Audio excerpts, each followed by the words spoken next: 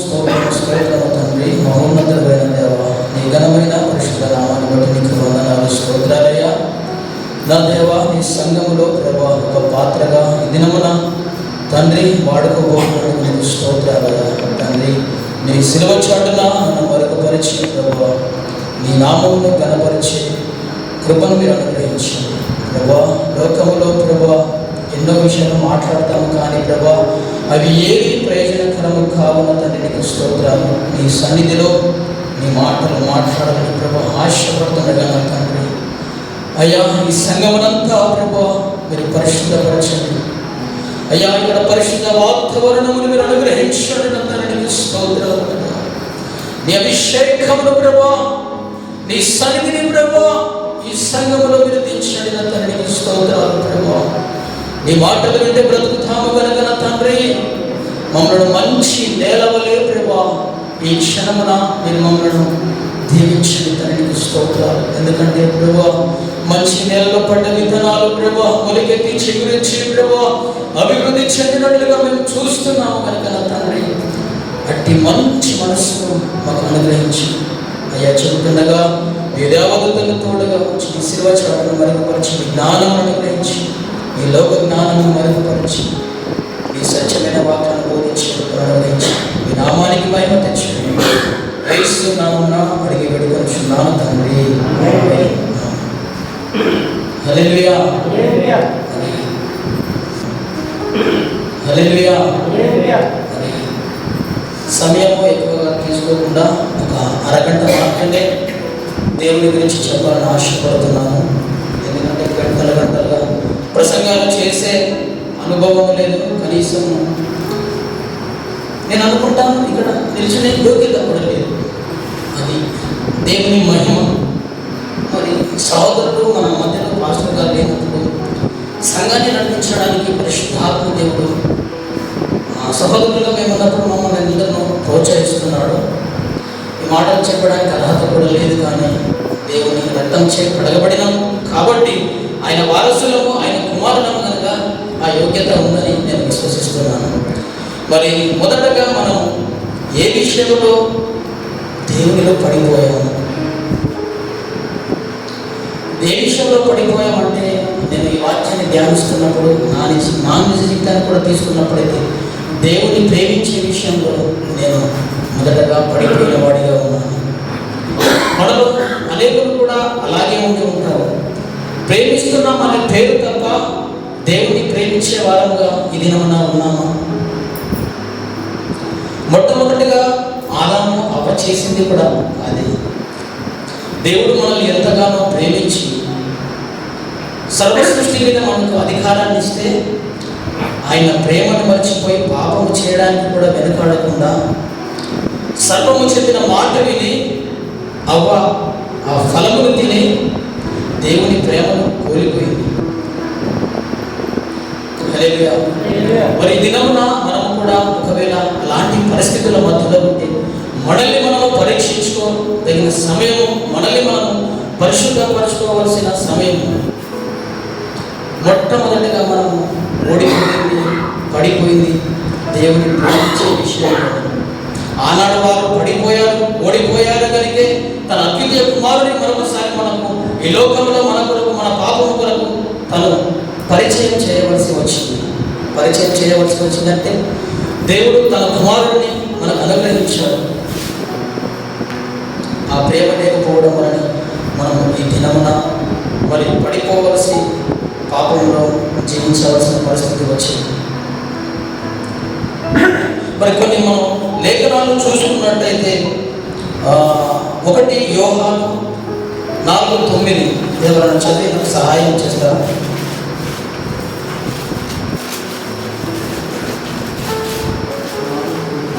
4:9 1 యోహాను 4:9 మనము ఆయన ద్వారా జీవించినట్లు దేవుడు తన అద్వితీయ కుమారునికి లోకంలోనికి పంపెను. దేని వలన దేవుడు మన యందు ప్రేమ ప్రత్యక్షపరచబడెను. ఆమేన్. మనం ఆయన ద్వారా జీవించినట్లు అంటే ఈ దినాల్లో జీవించలేదా? జీవించాము, కానీ ఆయన ద్వారా జీవించలేకపోతున్నాము. మనము దేవుడు మనల్ని ఎంత ఎంతగానో ప్రేమించాడో, ఆయన ప్రేమ ఏంటో మనపై చూపించాడు. ఆ ప్రేమ ఏంటి అంటే తన అద్వితీయ కుమారుడిని మనకు ఇవ్వడం. హల్లెలూయా. లోకంలోనికి పంపెను. దీని వలన దేవుడు మన యందు మనకు ప్రేమ మనపైన ప్రేమ దేవుడికి ఎంత ఉందో దేవుడు మనకు చూపిస్తున్నాడు. ఆయన మనల్ని ప్రేమించాడు కనుక ఆయనను మనం ఆయనను ప్రేమిస్తున్నాము. మనం నేర్చుకోవాల్సిన పాఠం ఏంటంటే దేవుడు మనల్ని ప్రేమిస్తున్నాడు, మరి మనము దేవుడిని ప్రేమిస్తున్నామా?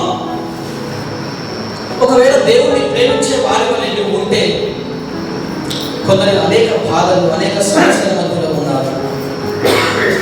నువ్వు దేవుడిని ప్రేమించేవాడిగా ఉంటే సమస్యలు ఉండేవి కావేమో. నువ్వు దేవుడిని ప్రేమించేవాడిగా నీకు బాధలు ఉండేవి కావేమో.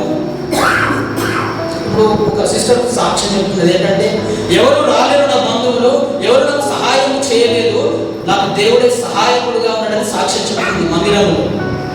అంటే ఈ లోకంలో దేవుడు మనకు సహాయకుడుగా ఉన్నాడు, మనకు సహాయం చేసేవాడుగా ఉన్నాడు.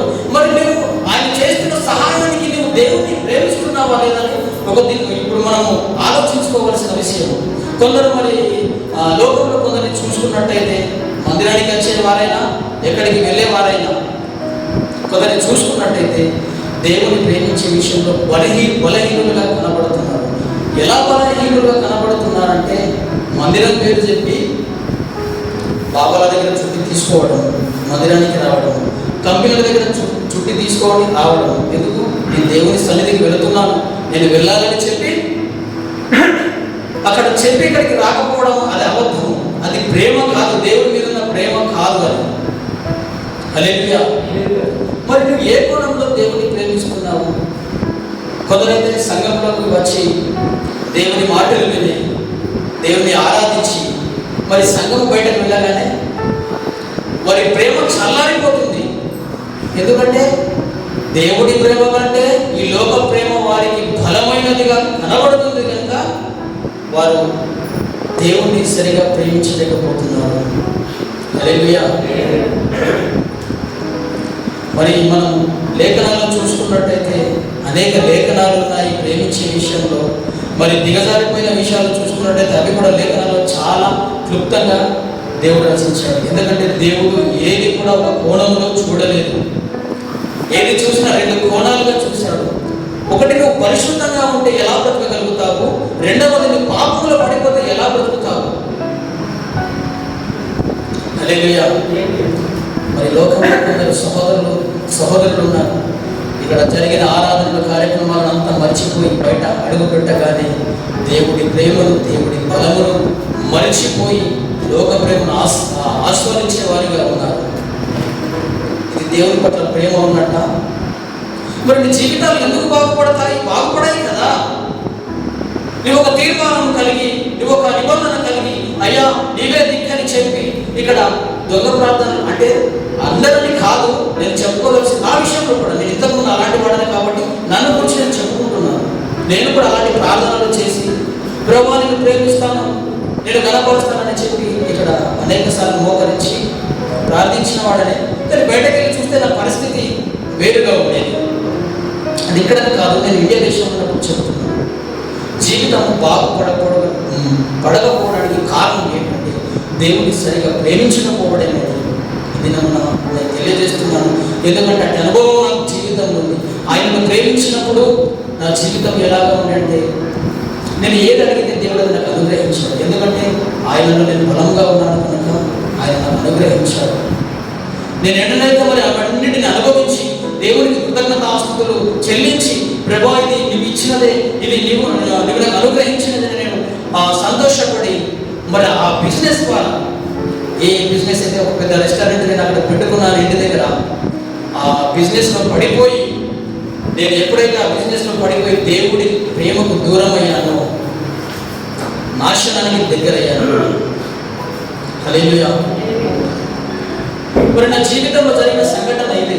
ఎప్పుడైతే దేవుడిని బలంగా ప్రేమించానో, బలమైన కార్యాలను చూడగలిగాను, ఎప్పుడైతే బలహీనుడై దేవుడికి దూరం అయ్యానో, అంతకంటే ప్రమాదకరమైన సమస్యలను నేను ఎదుర్కొన్నాను. ఎందుకంటే దేవుడిని ప్రేమించడంలో ఆ శక్తి, ఆ ఆశీర్వాదం, అనేక మేలులు దాగి ఉన్నాయి. నా నిజ జీవితంలో నేను అనుభవించి నేను చెబుతున్నాను. ఎన్నడూ డబ్బివ్వనుడు నేను దేవుని ప్రేమించినప్పుడు బ్రదర్ నీకు ఎందుకు ఇదిగో తీసుకెళ్ళు, ఒక బిజినెస్ చేస్తున్నావు కదా ఇక తీసుకెళ్ళు, వాడబడతాయి, తర్వాత నాకు ఇవ్వని చెప్పి అలా ఎంతోమంది సహాయం చేసి ఆ దేవుని అందు వారు నన్ను ఎంతగా నిలబెట్టారు. నేను దేవుడికి దూరమైనప్పుడు ప్రతి వారు వచ్చి అలలు పట్టుకొని ఎలా కట్టిన డబ్బులు ఇవ్వవా, ఒకప్పుడు అవే చేతులు ఇచ్చినాయి, నీకు వీరున్నప్పుడు కట్టుమన్న చేతులే అంటే దేవుణ్ణి మర్చిపోతే శత్రువులు ఇంటి వారు కూడా మనపైకి లేస్తారు. హల్లెలూయా. చెప్పబో పాఠం ఏంటంటే ఒకవేళ దేవుణ్ణి మర్చిపోయినట్టయితే శత్రువులు మన ఇంటి వారు కూడా మనపై లేస్తారు. ఆయన ప్రేమను మర్చిపోతే ఎన్నో సమస్యలు. ప్రేమ అనగా ఆజ్ఞ, దేవుడి ప్రేమ అంటే ఆజ్ఞనే కదా.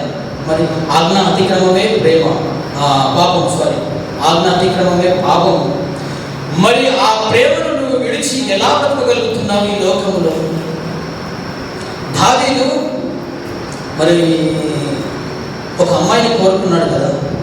ఒక అమ్మాయిని కోరుకొని దేవుని హృదయానుసారుడు, దేవుని స్తుతించదగిన వాడు, ఘనుడు, గొప్పవాడు, అందస్సములు తీసుకువచ్చి అనేక దేవుడికి ఏది కావాలో అనేక మార్లు గుర్తెరిగిన వాడు దేవుని ప్రేమను మరచిపోయి ఒక స్త్రీ ప్రేమను వ్యామోహించినప్పుడు ఆయన జీవితం ఎలాగైంది?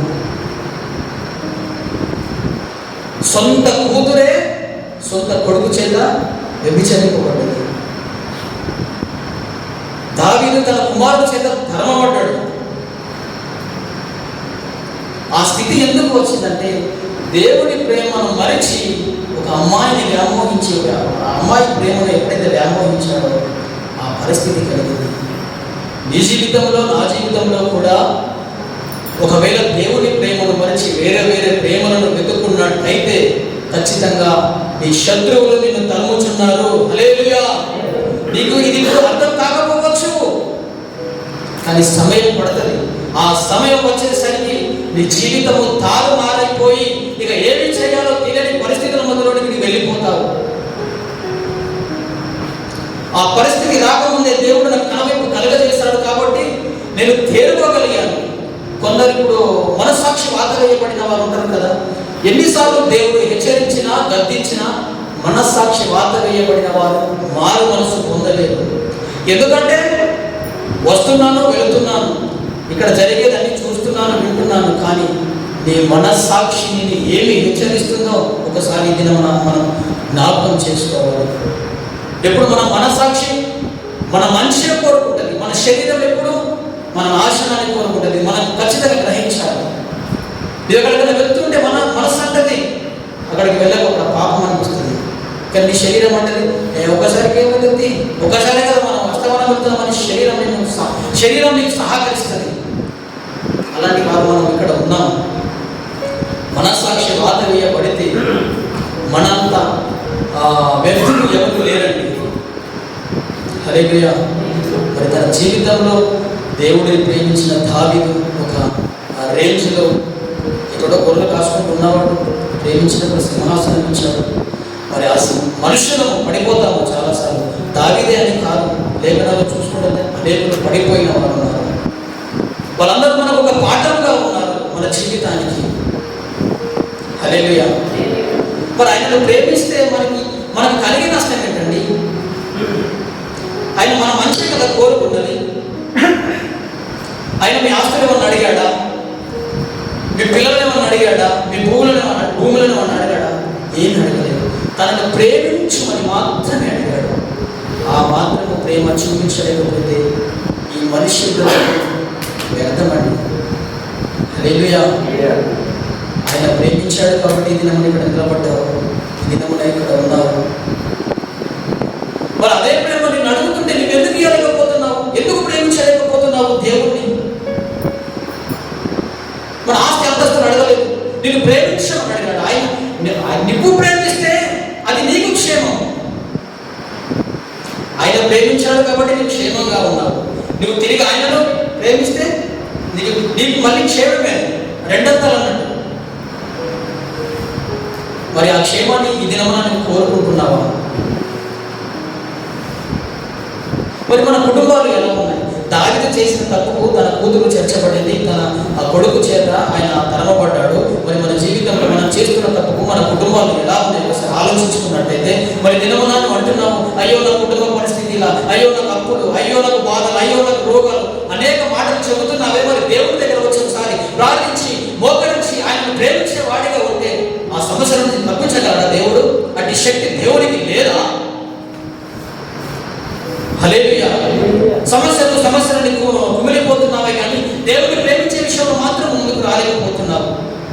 నీ జీవితంలో ఇంకెప్పుడు ఆత్మీయులుగా మనం మారి కొన్ని సంవత్సరాలు గడిచినప్పటికీ ఇంకా ఇంకా ఇంకా నేర్చుకునే వారంగా ఉన్నాము కానీ నేర్పే వారంగా లేదు.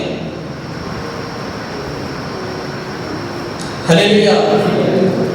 మరి లేఖనాల్లో చూసుకున్నట్టయితే ఇలా ఎంతో మంది ఉన్నారు. శాంసన్ ఒక బలవంతుడు, దేవుని చేత అభిషేకించబడిన వాడు, దేవుని ప్రేమించిన వాడు. కానీ దేవుడు అతన్ని ప్రేమించినంత కాలము బాగానే ఉన్నాడు. ఎప్పుడైతే ఈ లోక ప్రేమను కోరుకున్నాడో, దెలీలా అంటే లోకముల సాదృశ్యం, శాంసన్ అంటే సూర్యునికి సాదృశ్యం. అంత బలవంతుడు, ఫిలిష్తీయులను ఎంతో మందిని ఒంటి చేత మట్టి కల్పించిన వాడు దేవుని ప్రేమలో దిగజారిపోయి మనుష్య ప్రేమలో ఎప్పుడైతే పడ్డాడో ఆయన జీవితం ఎటు పనికి రాకుండా అయిపోయిందండి. హల్లెలూయా. ఈ దినమున మనం కూడా అనుకుంటున్నామేమో, దేవుని కృప ఉంది, దేవుని కనికరం ఉంది, దేవుడు నన్ను ప్రేమిస్తున్నాడని ఇంకా నువ్వు భ్రమలో బ్రతుకుతున్నావేమో.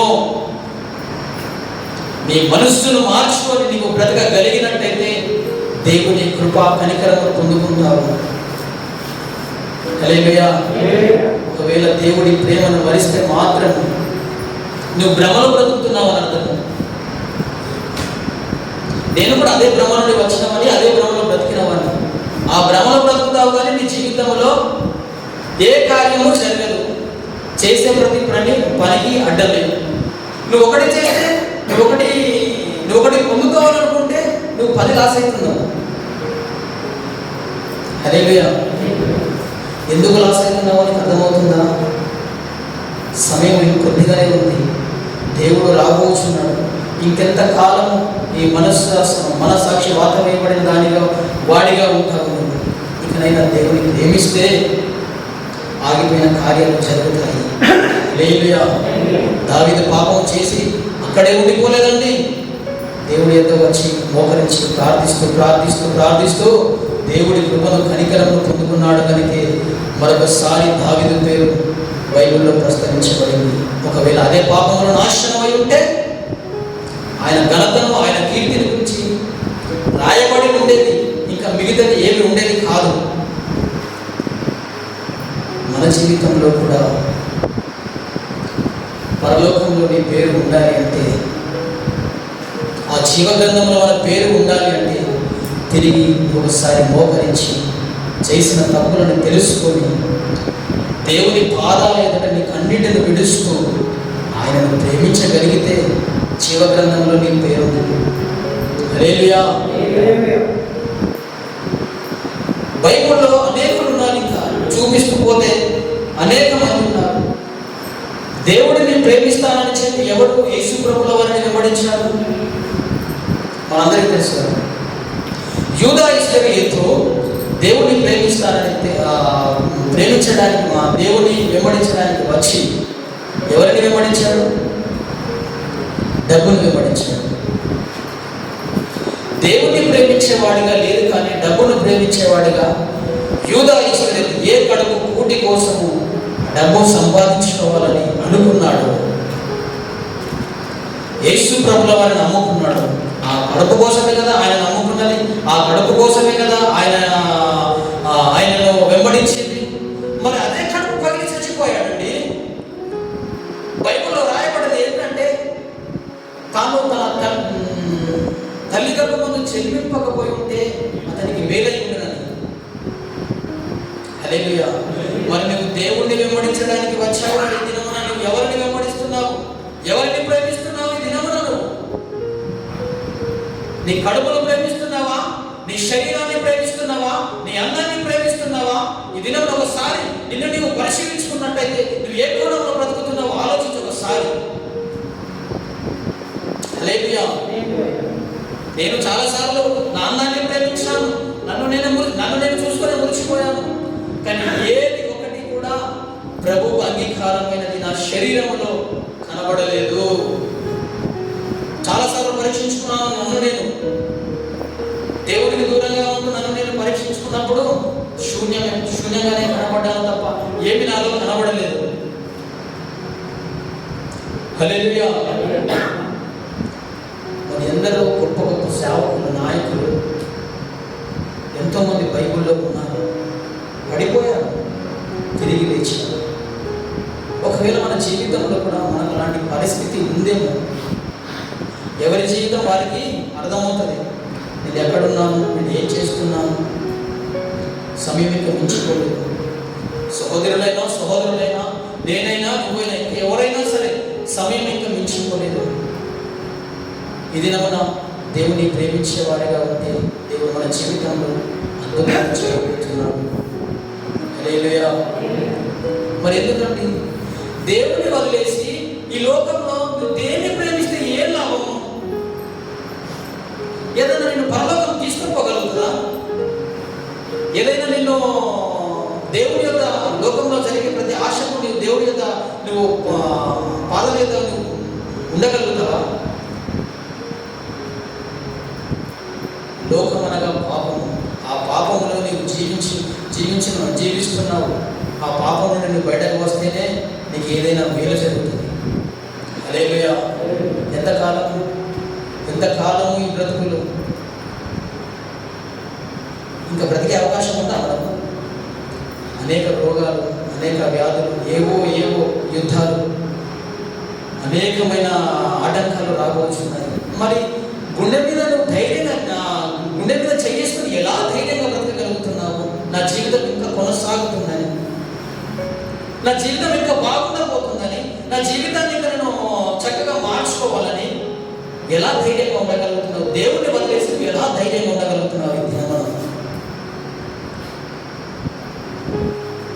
ఆయన నిన్ను ప్రేమిస్తున్నాడు కనుక ఈ దినం వరకు మనం బ్రతికి ఉన్నాము. హల్లెలూయా. ఆయన ప్రేమిస్తున్నాడు కాబట్టి ఈ భూమి మీద బ్రతికి ఉన్నాము మనము. నువ్వు ఆయనను ప్రేమిస్తే పరలోకమందు బ్రతకబడతావు. హల్లెలూయా. అర్థమైందన్నమాట. దేవుడు నువ్వు ప్రేమిస్తున్నాడు కాబట్టి భూమి పైన నువ్వు బ్రతకగలిగావు. ఆయనను నువ్వు ప్రేమిస్తే పరలోకమందు నువ్వు బ్రతకగలుగుతావు. హల్లెలూయా. ప్రేమ రెండు రకాలుగా ఉన్నదండి. ఈ భూమి పైన బ్రతకాలంటే దేవుడి ప్రేమ కావాలి. పరలోకంలో బ్రతకాలంటే నీ ప్రేమ దేవునికి కావాలి. హల్లెలూయా. మరి ఎన్నో విధాలుగా మనము దేవుణ్ణి వదిలేసిన వారముగా ఉన్నాము. ఇది మరి మొన్నటి నుంచి సహోదరుడు అన్నాడు, అన్న ఏదైనా వాక్యం చెప్పన్నా అంటే ఏది చెప్పాలి? అనేక వాక్యాలు విన్నాము, వినలేమని కాదు, కానీ చెప్పే ధైర్యం లేదు. చూసి నేను 3 రోజులు ఉపవాసం ఉన్నాను. చెప్పుకోవడానికి పెద్దదిగా కాదు, కానీ నాకు ఆ యోగ్యత లేదు. నేను ఆ పాపంలో ఉన్నాను కాబట్టి ప్రభువా ఉపవాసం నేను ఈ మాటలు చెప్పాలని నేను నిలబడ్డాను. ఇక్కడ 3 రోజులు ఉపవాసం ఉన్నప్పుడు నా జీవితంలో జరిగిన సంఘటనలు దేవుడు గుర్తు చేస్తుంది. బిడ్డ, నాకు ఎంత దూరంగా బ్రతికే ఒకసారి జ్ఞాపకం చేసుకుని నేను నిన్ను ప్రేమిస్తున్నాను, నువ్వు నన్ను ప్రేమిస్తున్నావా అని ఆ మాటలు నా హృదయంలో నా ఆలోచన తట్టినప్పుడు మరి ప్రభువా ఈ వాక్యాన్ని చెప్పాలనుకుంటున్నాను, ఎలా చెప్పాలో నాకు తెలియదు, నాకు తెలిసినట్టు నేను చెప్తాను ప్రభువా అని ఉపవాసం ఉండి 3 రోజుల నుంచి ఉపవాసం ఉన్నాను. దేవుడు తన కృపను అనుగ్రహించి నాకు శక్తి బలం ఇచ్చినాడు. హల్లెలూయా. ఎందుకు ఈ త్యాగం అంటే ఆయనను మర్చిపోయి బ్రతికాను కనుక. నేను అనుకుంటాను నాకు నేనే వేసుకున్న శిక్షని కాదు, దేవుడిలో ఎదగాలని, దేవుడి పట్ల ప్రేమ. హల్లెలూయా. ఒక పాట మరి దైవదాసులు దీవినయ్య గారు పాడతారు. పాట పాడి మరి ఆ దేవుడి ప్రేమలో ఉన్న ఆ శక్తి, ఆయనలో ఉన్న బలము ఎలాగో మరి తన భక్తులు అయిన మనం ఎలా పొందుకోగలిగామో మరి పాటలు గొప్ప వివరణ ఉంది. ఒక పాట పాడదాము.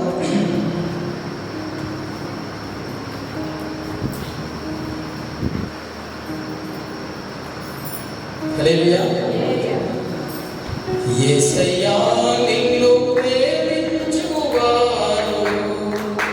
ఘనమైన సూర్యుని వలెను ఉదయించెదరు నిత్యము శాశ్వతకాలం నీతో నివసింతురు శాశ్వతకాలం నీతో నివసింతురు. యేసయ్యా నిన్ను ప్రేమించువారు నిన్ను ప్రేమించువారు సకలమైన ఉపద్రవముల నుండి నిన్ను ప్రేమించువారు సకలమైన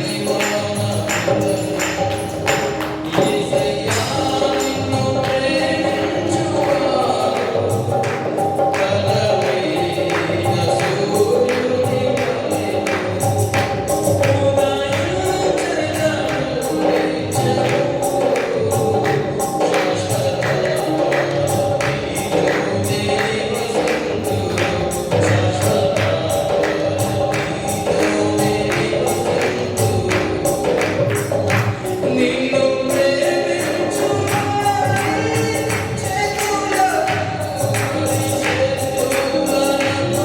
అనేకులకు తెలుసు, అనేకులు అనుభవించే ఉంటారు కానీ బయటకి చెప్పుకోలేకపోతున్నాను. నేను అనుభవించాను, నేను బయటకు చెప్తున్నాను. ఎందుకంటే నా జీవితంలో ఈ చిన్న సాక్ష్యం ఎవరికైనా చెప్తే వారు కూడా మారుతారేమో అన్న ఆశ. హల్లెలూయా. ఆయనను ప్రేమిస్తే దానియేలు సింహంలో విడిపించిన దేవుడు, ఆయనను ప్రేమించాడు కాబట్టి అగ్నిగుండంలో విడిపించిన దేవుడు, ఆయనను ప్రేమించాడు కాబట్టి చెరసాల పునాదులను కదిలించిన దేవుడు, ఆయనను ప్రేమించాడు కాబట్టి సముద్ర అలలను కూడా గెలిచిన వారు. ఆయన ప్రేమలో అంత శక్తి ఉందండి. ఆయన ప్రేమ ఆషామాషి ప్రేమ కాదు.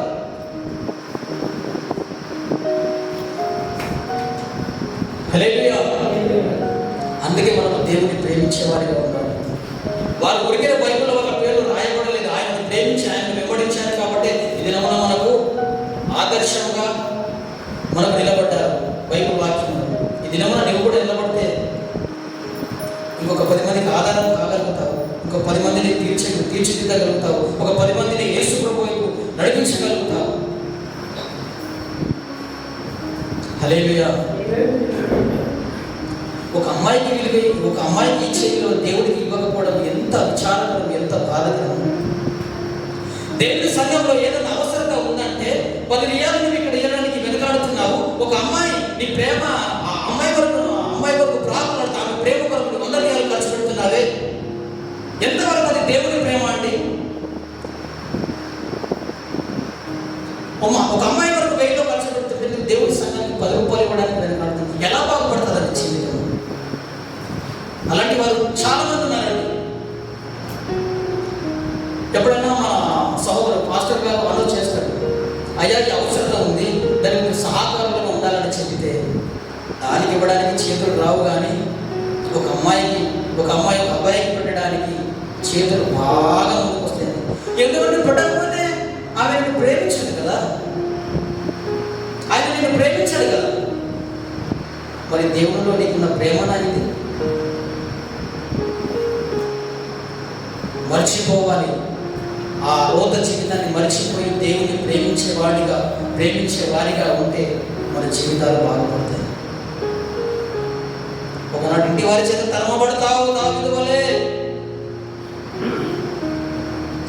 లోక ప్రేమ అంత నటన. ఈ నటనలో జీవిస్తూ బ్రతుకుతాననుకుంటున్నావేమో. ప్రమాదం చుట్టే వచ్చి ఉంది.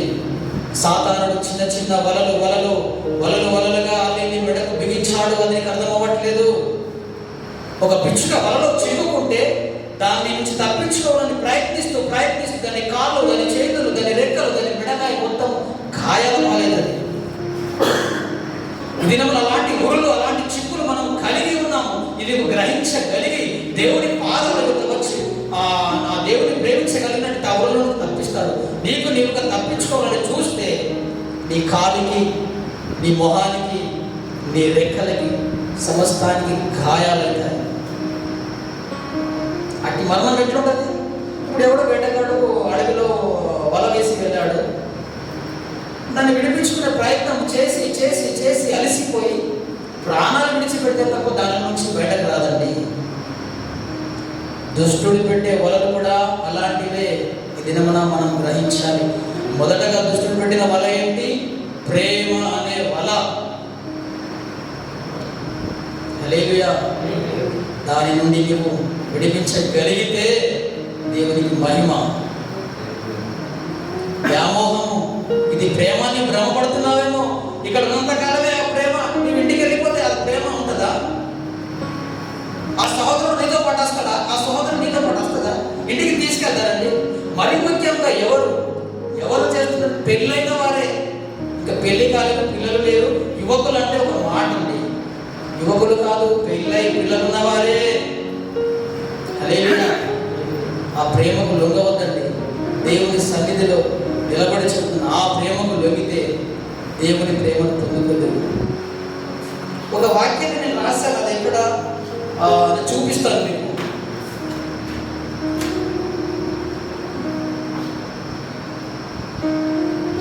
ఇక్కడ రాశాను. ఎవరి గురించి అంటే పెళ్లి గురించి రాశాను. అది సరే, దీంట్లో సందర్భం వచ్చినప్పుడు నేను మాట్లాడతాను. నువ్వు కామ కోరికలు తట్టుకోలేవనే దేవుడు నువ్వు పెళ్లి చేసుకోమన్నాడు. అర్థమైందండి? నువ్వు పాపంలో పడిపోతావని దేవుడు నువ్వు పెళ్లి చేసుకోమన్నాడు. పెళ్లి చేసుకున్నావు, బాగానే ఉన్నది. ఇంకొక వారిని ప్రేమించడం ఏంటి? జ్ఞానం కలగాలి కదా. దేవుడిలో ఉన్నాము, జ్ఞానం కలిగి మనం నడవాలి కదా. ఆ జ్ఞానం పెట్టుకోయింది మనది. దేవుని సేవ, దేవుడి పిల్లలని పిలువబడుతున్న మనము ఈ దినమున అనేకులకు ఎట్లా ఉన్న మాదిరికరంగా ఉండవలసిన మనమే అనేక మనుషులలో వాడి బ్రతికేంటి? వాడు అక్కడికి అదొక భజన, ఇక్కడికి వస్తే ఇదొక భజన. చాలా మంది అలా చెప్పుకున్నారు. ఇదే సంఘాన్ని కాదండి, బయట అయినా ఎక్కడైనా. అందుకే మనము దేవుణ్ణి మాత్రమే ప్రేమించగలిగే వారిగా మన జీవితాలు బాగుపడతాయి.